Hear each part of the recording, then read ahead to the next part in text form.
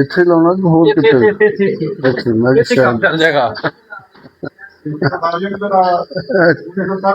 ਅਊज़ु बिल्लाहि मिन शैतानिर रजीम बिस्मिल्लाह। प्यारे दोस्तों भाइयों विच मेरे बेटियां की तरह भी ने, अस्सलाम वालेकुम। सब तो ज़्यादा खुशी की गल तो यह आ कि एहसानुल्लाह डार साहब जिहड़े ने साडे सदर ने और बड़े जाफशानी नाल काम कर रहे हैं और ਜਦੋਂ ਦੇ सदर बने ने सानू किसी तरह की कोई प्रॉब्लम पेश नहीं आई।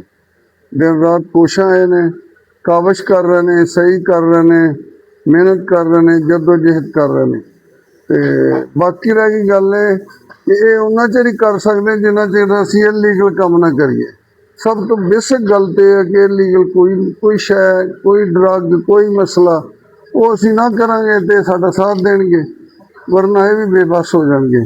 तो अल्हम्दुलिल्लाह साडी तंजीम बड़ी फ़आल है और बड़ी यूनिटी है और यही साडी कामयाबी का राज है।